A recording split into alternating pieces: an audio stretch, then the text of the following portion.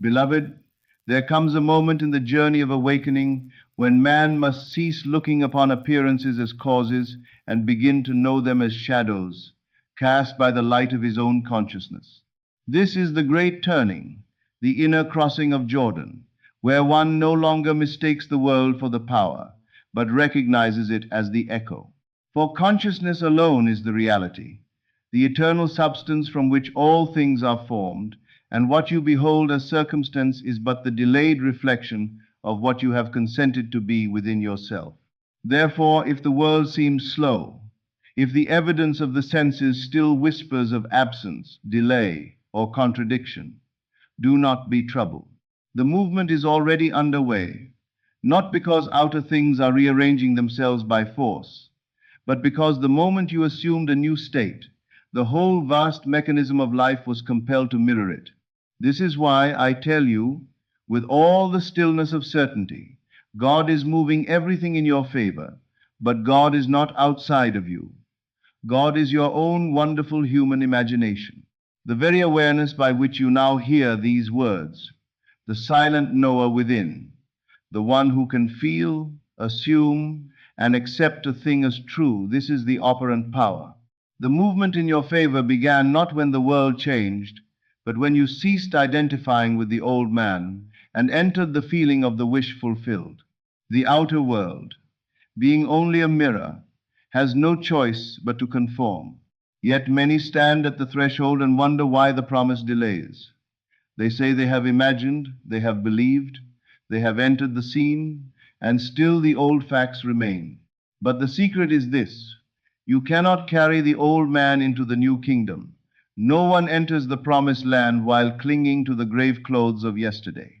The state you formerly occupied must be released, not fought, not repaired, not argued against, but abandoned. For states are like garments worn by consciousness, and what you call your life is only the visible shape of the garment you have accepted as self. If you would know abundance, you must no longer secretly remember yourself as one who lacks. If you would know love, you must no longer rehearse the memory of abandonment. If you would know peace, you must cease returning in feeling to the chamber of fear. The old state has no life of its own. It survives only by your occupancy. The past is not a power. It is only the residue of former assumptions. It appears real only so long as you continue to dwell in it psychologically. This is the meaning of Scripture when it tells you to put off the old man and be renewed in the spirit of your mind. It is not moral instruction, it is psychological revelation. The old man is the former concept of self, the familiar identity built from memory, repetition, and acceptance. He is the one who says, "This is simply how my life is." He is the voice that points to facts as final. He is the one who worships appearances and calls them truth. But appearances are never truth. They are only the crystallized body of yesterday's consciousness. The truth is always within. The truth is what you are now consenting to be. So, if you have assumed a new state, if inwardly you have dared to feel yourself already blessed, already chosen, already the one you long to become, then do not descend again into the tomb of the former self, simply because the world has not yet caught up. Seeds do not bloom the moment they are planted, yet the harvest is certain, the instant the seed enters the ground.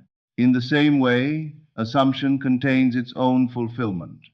The moment it is accepted, it begins to harden into fact. Do you see now why you must not give up? To give up is not merely to abandon desire. It is to re-enter the old state. It is to identify once more with the man who doubts, who waits, who measures truth by visible proof. But the awakened one knows that proof follows being. Experience does not create consciousness. Consciousness creates experience. Therefore, remain faithful not to the evidence of the senses, but to the unseen reality of your assumption. When the world says nothing has changed, answer not with words, but with inward stillness. For the one who truly knows does not argue with shadows. He simply remains in the state. He knows that every person, Every event, every seeming delay is part of the bridge of incidents, the invisible sequence through which the assumed end objectifies itself. What appears to human reason as randomness is in truth the perfect orchestration of states.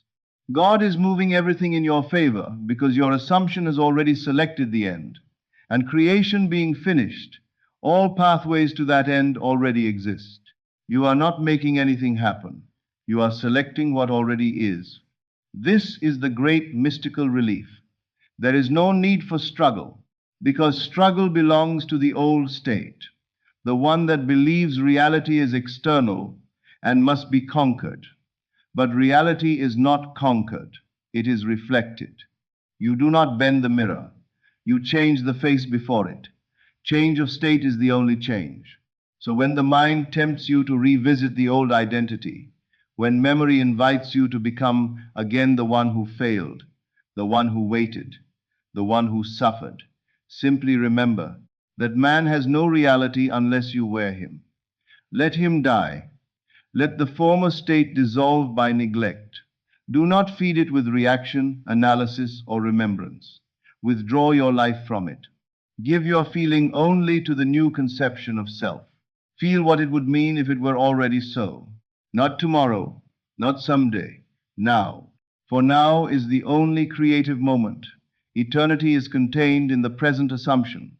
The kingdom of heaven is not a future event, it is a present state of consciousness. The door is always now, and what you enter now becomes the world you later call fate.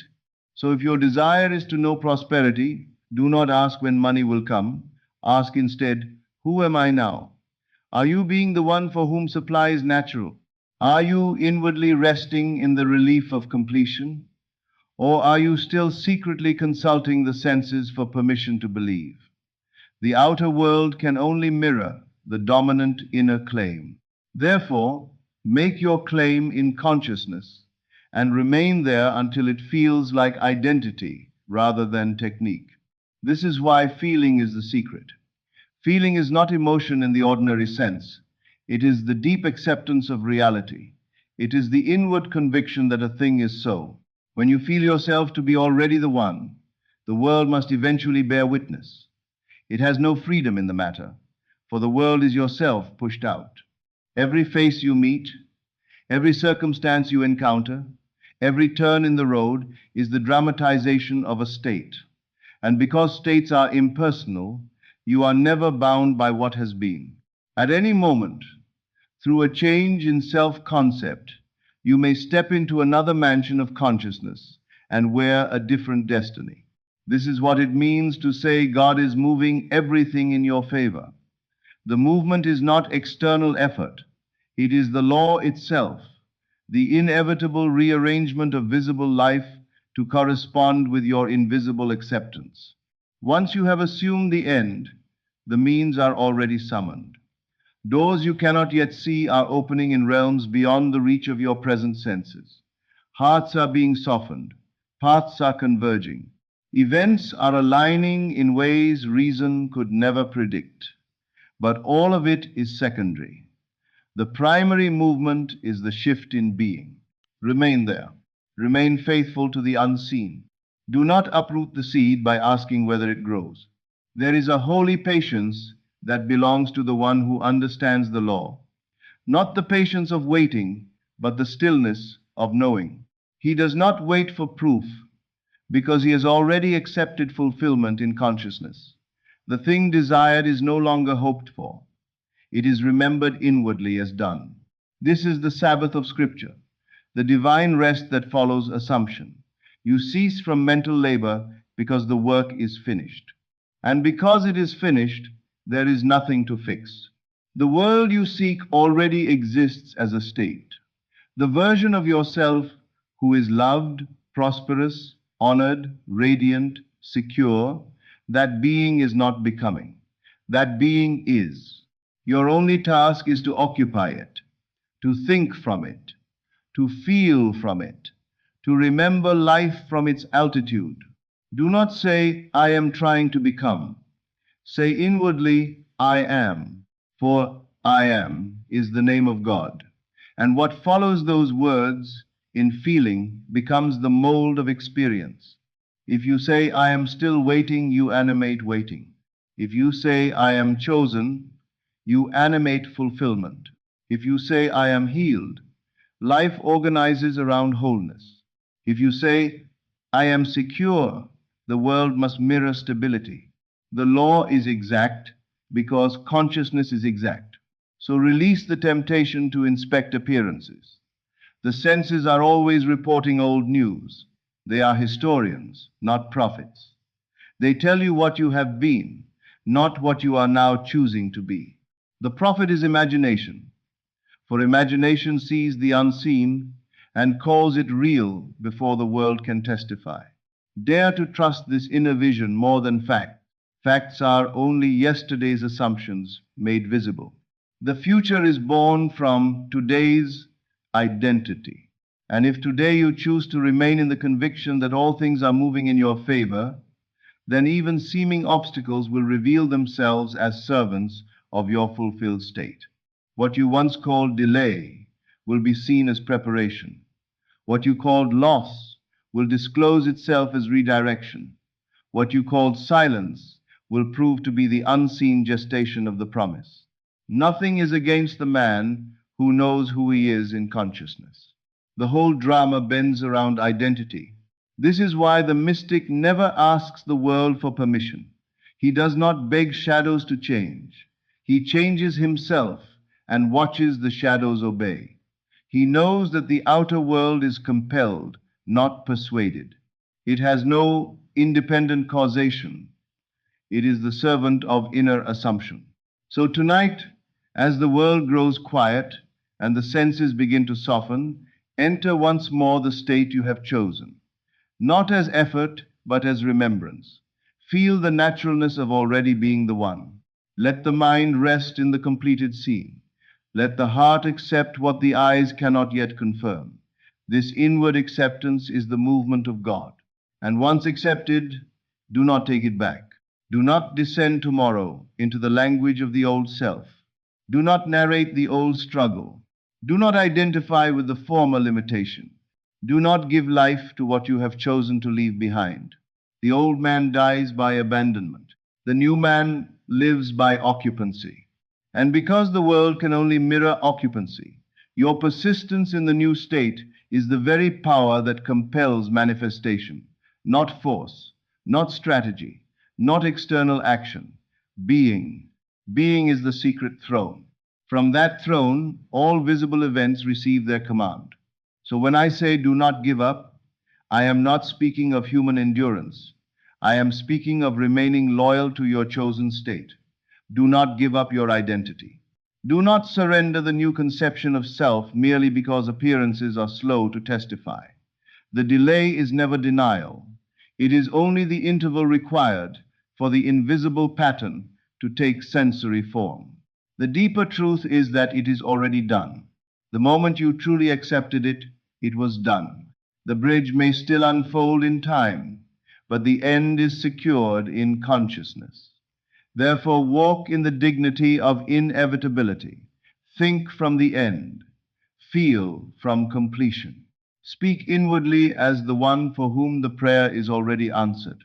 For prayer is not asking, prayer is entering. Enter the state, and the world will enter agreement. Beloved, all things are indeed moving in your favor, because favor is not chance. Favor is the lawful outpicturing of a favored self-concept. Become inwardly the one for whom life always arranges itself harmoniously, and life must reflect that arrangement.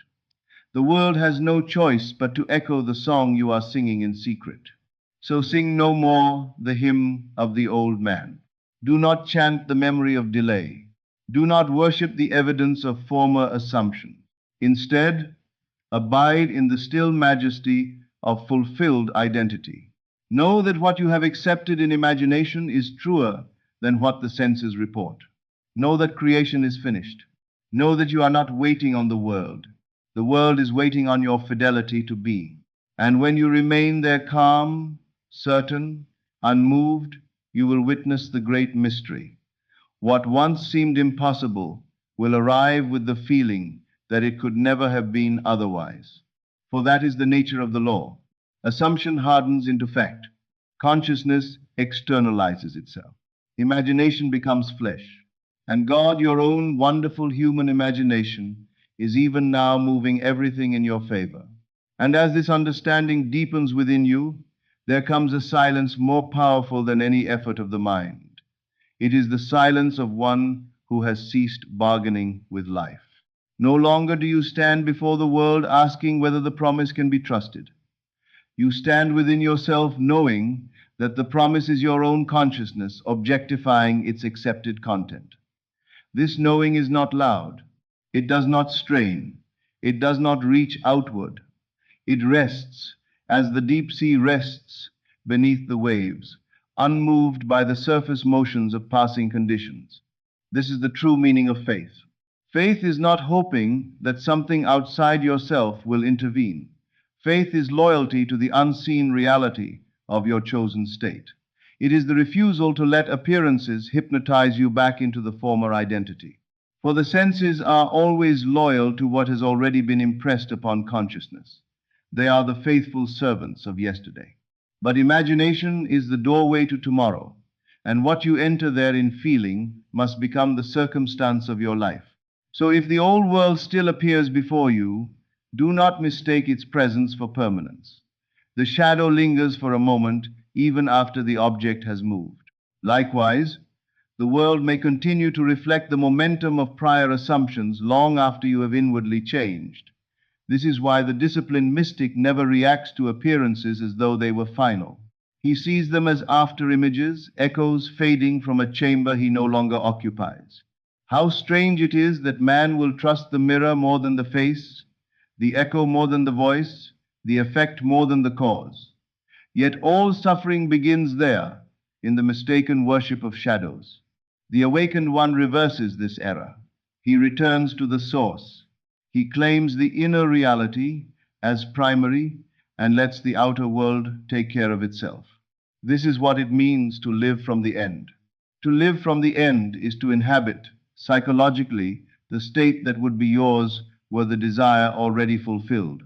It is not pretending, it is not fantasy, in the weak sense men use that word. It is spiritual realism. It is fidelity to the only creative center in existence, awareness itself. When you live from the end, you cease asking how. The how belongs to the bridge of incidents, and the bridge is not your concern. The bridge is the automatic pathway through which the state fulfills itself. 1,000 unseen movements are set in motion the instant you accept the end. Minds are influenced, events are sequenced, opportunities are prepared, and circumstances are woven together with a precision no human planning could equal. Yet all of this is but the shadow play of a deeper fact. You became someone else in consciousness. And because you became someone else, the world must meet you as that someone. This is why the scripture declares that all things work together for good. It is not a sentimental promise. It is a metaphysical law. All things work together in obedience to the state you occupy. If you occupy fear, even blessings are interpreted as threats. If you occupy fulfillment, even obstacles become pathways. The world is not deciding your fate. Your state is deciding the meaning of every event. So choose the state wisely, and once chosen, remain there with the serenity of one who understands that reality has already yielded. Do not be deceived by intervals. Time is only the mercy through which the invisible becomes visible by degrees. But the degree does not alter the certainty. The oak is contained in the acorn the moment it is planted. The harvest is present in seed form before a single shoot breaks the ground. In the same way, your fulfilled life is present in the assumption long before the senses can confirm it. Therefore, the wise man does not measure progress by sight. He measures by identity. He asks only, am I still being the one? If the answer is yes, then the world has already received its command, and the unfolding is inevitable. This is the inner Sabbath so few understand. It is not passivity, it is not resignation, it is the divine stillness that follows true assumption. It is the calm refusal to re enter the old state through fear, doubt, or reaction. It is the holy discipline of remaining inwardly where you have chosen to dwell. Remain there even when memory calls. Remain there even when the senses protest. Remain there even when reason offers 100 explanations for delay. Reason is born of the visible world and therefore can only interpret what has already appeared. But imagination is born of the eternal, and it knows what the senses have not yet seen. Trust the deeper faculty. Trust the one within who can say, though the world has not changed, I know that I have. For the change within is the only cause that has ever existed. The outer drama is but the garment. And if tonight you feel as though life is slow, as though movement is hidden, remember this: what is hidden from sight is not hidden from law. The law is always at work, silent, exact, and unfailing. Every assumption carries within itself the necessity of expression. There is no such thing as a sincere accepted state that fails to externalize. The only question is whether you will remain faithful long enough to let it ripen. Do not return to the tomb. How often man plants the seed in imagination and then digs it up the next morning with doubt. He asks, why is it not here? And in that very question, he reveals that he has left the state of fulfillment and returned to the state of waiting. But waiting is itself a state, and it too must externalize as delay. So abandon waiting. Become now the one who has received. This is not future tense spirituality. It is present tense being. Say not, it will happen. Say inwardly, it is done. Say not, I hope life turns in my favor. No, instead, life already reflects the favor I have accepted as self. For the kingdom responds not to wishful thought, but to identity. Your secret assumptions about yourself are the prayers that are always answered. If secretly you believe life forgets you, life will mirror neglect. If secretly you know yourself to be favored, cherished, and supported, then even what seems accidental will begin to reveal a hidden order of grace. This hidden order is what men call miracle. But there are no miracles in the sense of violations. There is only law understood and law misunderstood. The world calls it miracle because it does not see the imaginal act from which the event proceeded. But you, who now awaken to the deeper causation, need not be surprised. You will come to recognize that what appears in your world was first accepted in the silence of your own being. So let the silence become sacred to you. Enter it each night as one enters the Holy of Holies. Withdraw attention from the evidence of the senses and return to the secret place of the Most High, which is your own wonderful imagination. There, assume the feeling of the wish fulfilled until it takes on the tones of reality. Feel the relief, the gratitude, the quiet naturalness of already being the one. Then rest. This resting is not laziness. It is trust in law. The farmer does not command the seed to grow every hour. He plants, covers, and trusts the nature of life within it. You must do likewise with your assumption. Plant it in feeling. Cover it with faith. Leave it untouched by fear.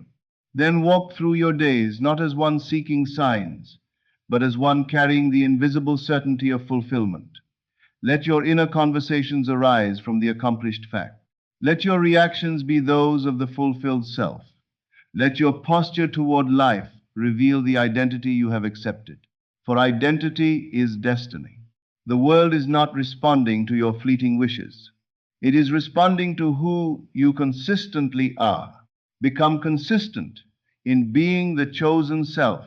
This is the pearl of great price, the willingness to give up all other beliefs, all competing self-concepts, all divided loyalties to former states, and purchase the one truth that consciousness alone creates reality. Once you truly buy this pearl, you no longer consult external conditions as causes. You no longer fear people, timing, markets, luck, or circumstance.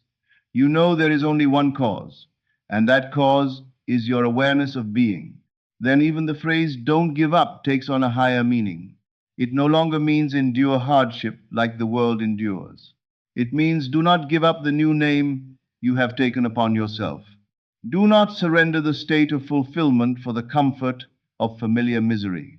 Do not trade certainty for visible evidence. Do not descend from the throne of I am into the dust of appearances. Stay enthroned. Remain inwardly crowned by the identity you have chosen. For the crown is consciousness itself, and the one who wears it knowingly rules events without touching them.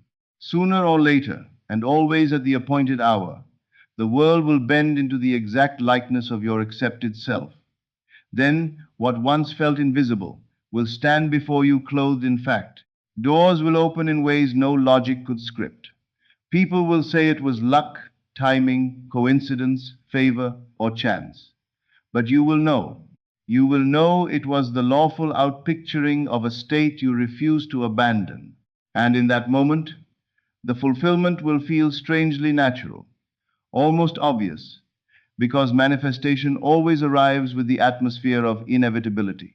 It appears as though it had always been moving toward you, because in truth it had.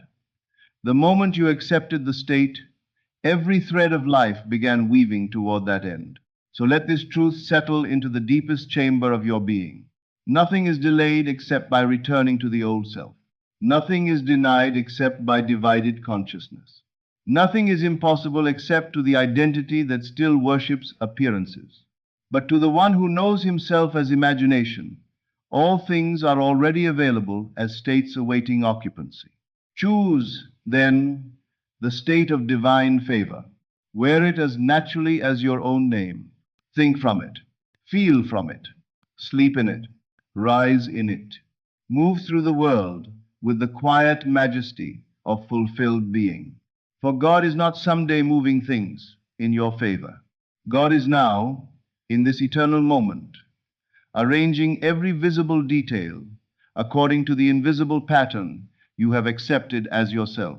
Remain faithful, and the pattern must appear. Such is the law. Such is the promise. Such is the inevitable mercy of consciousness made visible. This is Neville Lectures. I'll see you again in the next video.